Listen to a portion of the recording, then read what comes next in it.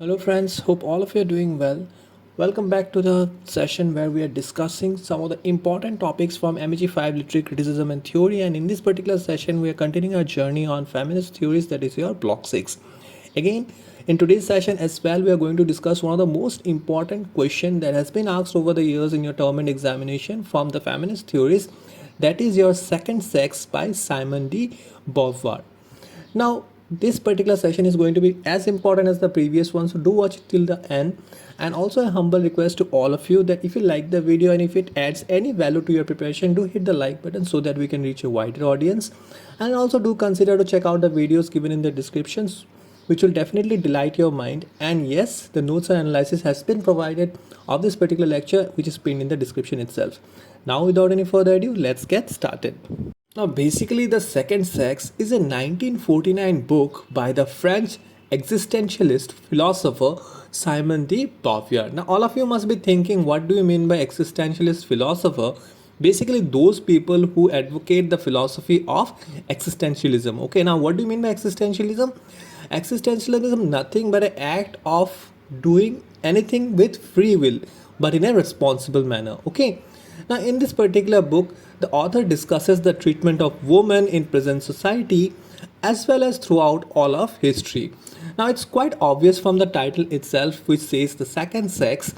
Clearly, here we are referring, and the title itself is referring to women. Okay, they are considered as the second class citizen of the society, which is a very big problem in our modern society as well.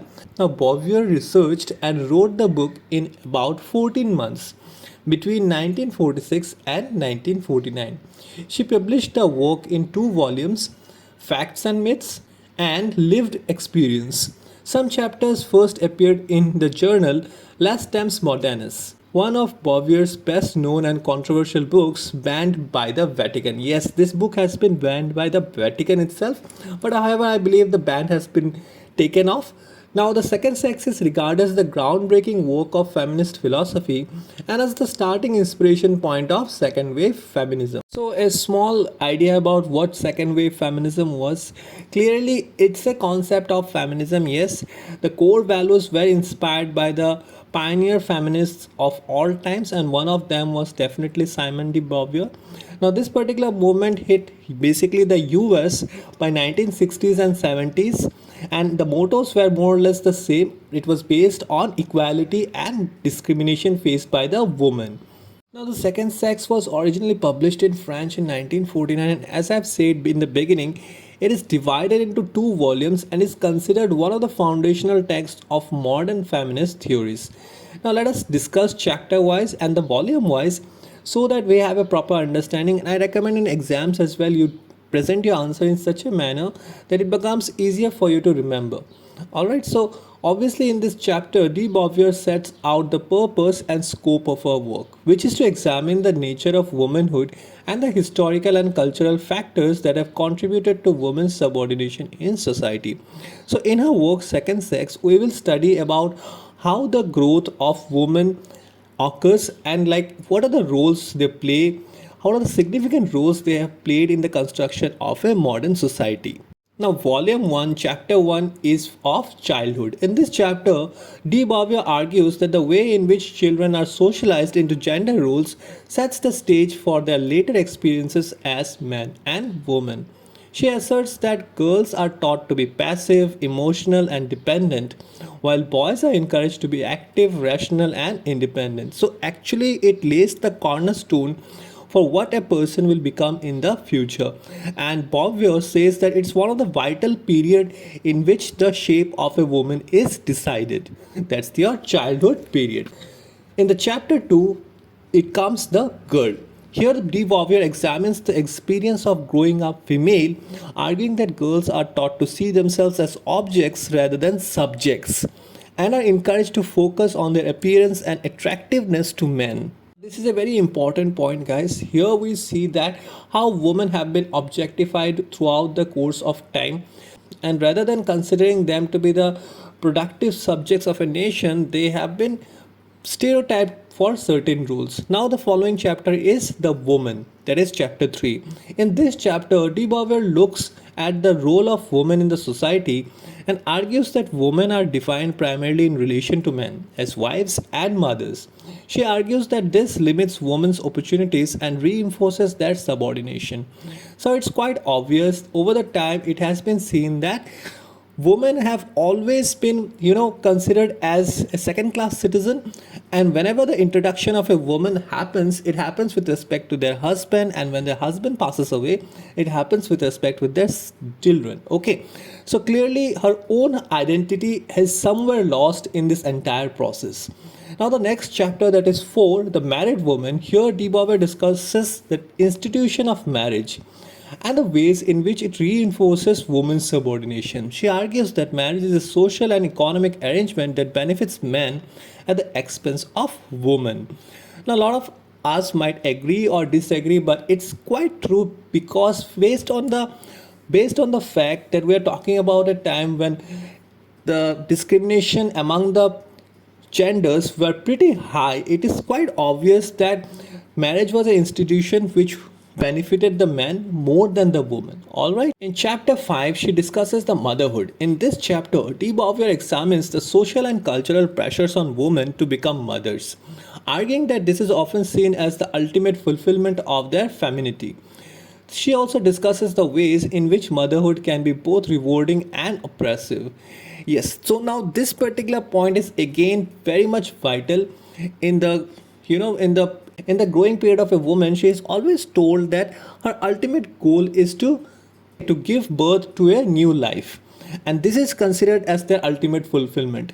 Fine, and if a woman fails to attain motherhood after marriage, then she is again condemned by the society. Now, the next chapter is the prostitute. In this chapter, de Beauvoir looks at the social and economic conditions that lead women to become prostitutes, arguing that prostitution is a symptom of women's subordination in society. Now, the next chapter is chapter 7, that is Women's Life Today. Here, de Beauvoir provides a broad overview of the status of women in the mid 20th century, discussing the ways in which women are excluded from political, economic, and cultural power. Now, we're talking about mid 20s because the book in itself was released in 1949. Clearly, in that period, the representation of women in political or economic affairs was quite minimal. In fact, you can say that it was next to negligible.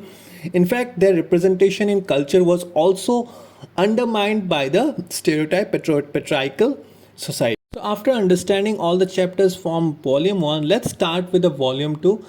In the volume 2, the chapter 1, that is the data of biology. In this chapter, de Beauvoir examines the biological difference between men and women, arguing that this difference is often used to justify women's subordination. Clearly, over the time, we see that the explanation given by the community of man that a lot of the jobs were not assigned to them is because of the physical difference that we have. So in this particular chapter, the data of biology that is addressed in chapter 1, de Beauvoir actually examines the biological differences and how these differences has been utilized by the community of man in order to justify women's subordination. Clearly, it is followed by chapter 2, that is the psychoanalytic point of view. Here, de Beauvoir critiques the psychoanalytic theories of Sigmund Freud and his followers, arguing that they reinforce gender stereotypes and limit women's opportunities. Followed by chapter 3, which is the point of view of historical materialism. In this chapter, de Beauvoir examines the historical and economic factors that have contributed to women's subordination, arguing that capitalism has played a major role in reinforcing gender roles. Now, in order to understand this particular chapter, I would highly recommend that those of you who have watched my previous lecture on Virginia Woolf's work, A Room of One's Own, you might have understood the factor that Virginia Woolf have constantly emphasized on the fact financial independency is very, very important for a woman in order to be a writer, okay, in order to be a literary writer. So the same point can be understood by this particular chapter, that is the point of view of historical materialism, where we see that the idea of capitalism plays a crucial role in reinforcing gender roles. The chapter 4 is the woman in love. Here, de Beauvoir looks at the ways in which romantic love can be both liberating and oppressive for women, arguing that it often reinforces traditional gender roles. Now again, in case of love as well, Simon de Beauvoir has conflicting thoughts, and to some extent, I believe it is right as well, because we're talking about mid 20th century where love and the courtship period was actually considered in a different way as we see it in the modern society today in the 21st century.